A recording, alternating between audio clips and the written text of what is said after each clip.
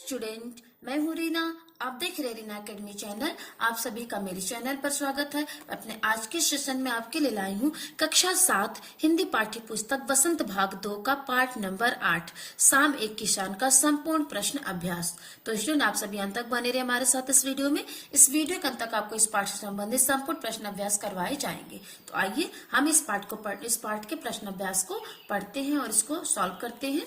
तो इसमें कविता से पहला प्रश्न है, इस कविता में शाम के दृश्य को किसान के रूप में दिखाया गया है। यह एक रूपक है। इसे बनाने के लिए 5 एक रूपताओं की जोड़ी बनाई गई है। उन्हें उपमा कहते हैं। पहली एक रूपता आकाश और साफे में दिखाते हुए कविता में आकाश का साफा वाक्यांश आया है। इसी तरह तीसरी एक रूपता नदी और चादर में दिखाई गई है, मानो नदी चादर सी हो। अब आप दूसरी, चौथी और 5वीं एक रूपताओं को खोज कर लिखिए। तो इसका उत्तर हम लिखेंगे, दूसरी एक रूपता चीलम सूरज सी, चौथी एक रूपता पलाश के जंगल की अंगीठी और 5वीं एक रूपता अंधकार भेड़ों का गल्ला। प्रश्न नंबर 2, शाम का दृश्य अपने घर की छत या खिड़की से देखकर बताइए। क, शाम कब से शुरू हुई। ख, तब से लेकर सूरज डूबने में कितना समय लगा। ग, इस बीच आसमान में क्या क्या परिवर्तन आए। इसका उत्तर हम लिखेंगे। अब क प्रश्न का उत्तर है शाम 6 बजे से शुरू हुई और ख वाले प्रश्न का उत्तर है 1 घंटे का समय लगा। प्रश्न का उत्तर है इस बीच आसमान लाल हो गया, धीरे धीरे आसमान का रंग पीला हो गया, फिर सूरज डूब गया और अंधेरा हो गया। प्रश्न नंबर 3, मोर के बोलने पर कवि को लगा जैसे किसी ने कहा हो, सुनते हो। नीचे दिए गए पक्षियों की बोली सुनकर उन्हें भी 1 या 2 शब्दों में बांधिए। कबूतर, कौवा, मैना, तोता, चील, हंस। कबूतर प्रियजनों का संदेश लाता है, मैना गाना सुनाती है, चील दुश्मनों की सूचना देता है, कौवा भोजन मिलने की सूचना देता है, तोता प्रभु भक्ति का संदेश देता है, हंस जीवन में अच्छे कार्य करने की प्रेरणा देता है। अब कविता से आगे शीर्षक के अंतर्गत पहला प्रश्न है, इस कविता को चित्रित करने के लिए किन किन रंगों का प्रयोग करना होगा। इस प्रश्न का उत्तर हम लिखेंगे। हमें पीला, सुनहरा, सफेद, लाल, काला आदि रंगों की आवश्यकता है। प्रश्न नंबर 2, शाम के समय ये क्या करते हैं। पता लगाइए और लिखिए। पक्षी, खिलाड़ी, फल वाले, माँ, पेड़ पौधे, पिताजी, किसान। इसका उत्तर हम लिखेंगे।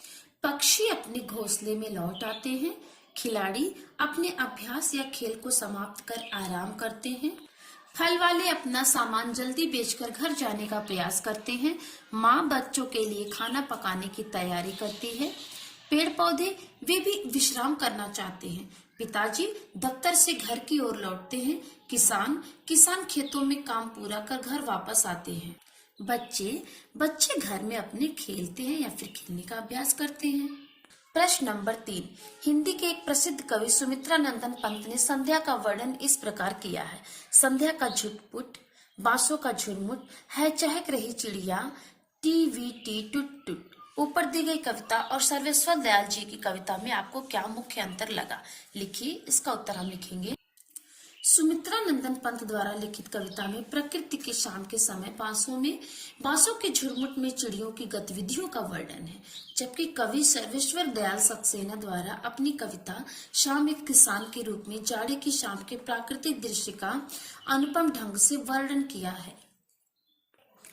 अनुमान और कल्पना इस शीर्षक के अंतर्गत पहला प्रश्न है, शाम के बदले यदि आपको एक कविता सुबह के बारे में लिखनी हो तो किन किन चीजों की मदद लेकर अपनी कल्पना को व्यक्त करेंगे। नीचे दी गई कविता की पंक्तियों के आधार पर सोचिए। पेड़ों के झुनझुने बजने लगे, लुढ़कती आ रही है सूरज से लाल गेंद, उठ मेरी बेटी सुबह हो गई। तो इस प्रश्न का उत्तर हम लिखेंगे। सुबह के बारे में मेरी कल्पना, सूरज की लाली चारों ओर फैली, पर्वत की चोटी सोने से दमकी, मन के तार वीणा से बजे हैं, ये सुबह का यह कैसा सुंदर समा है, जिस ओर देखो नया ही नया है। अब भाषा की बात शीर्षक से पहला प्रश्न है, नीचे लिखी पंक्तियों में रेखांकित शब्दों को ध्यान से देखिए। क, घुटनों पर पड़ी है नदी चादर सी। ख, सिमट बैठा है भेड़ों के गल्ले सा। ग, पानी का पर्दा सा मेरे आस पास था हिल रहा। घ मंडराता रहता था एक मरियल सा कुत्ता आसपास। अंगा दिल है छोटा सा छोटी सी आशा। च घास पर फुदकती नन्ही सी चिड़िया। तो इन पंक्तियों में सा सी का प्रयोग व्याकरण की दृष्टि से कैसे शब्दों के साथ हो रहा है, इस प्रश्न का उत्तर हम लिखेंगे। पंक्तियों में सासी का प्रयोग व्याकरण की दृष्टि से दो रूपों में हुआ है, चादर सी, गले सा, पर्दा सा।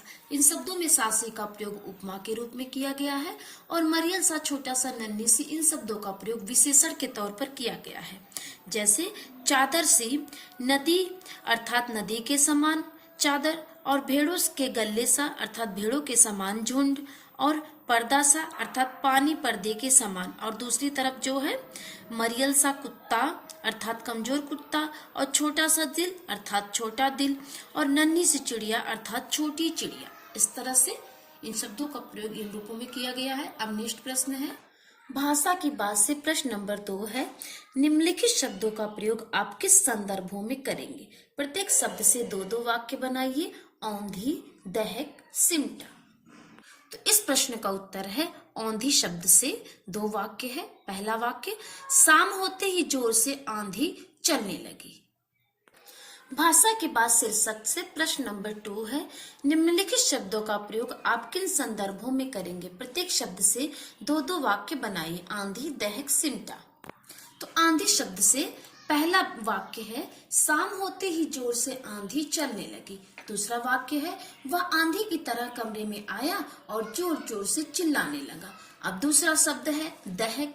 दहक शब्द से पहला वाक्य है, अंगीठी में आग दहक रही थी। अब दूसरा वाक्य है, सोमेश गुस्से में से दहक रहा था। अब तीसरा शब्द है सिमटा। सिमटा शब्द से पहला वाक्य है, बच्चा माँ की गोद में सिमटा बैठा था। दूसरा वाक्य है, सूर्य के छुपते ही कमल के फूल सिमटकर बंद हो गए। स्टूडेंट, आज की वीडियो में इतना ही। हमने संपूर्ण प्रश्न अभ्यास को कंप्लीट किया। मिलते हैं हम आपसे अपने अगले वीडियो में। तब तक के लिए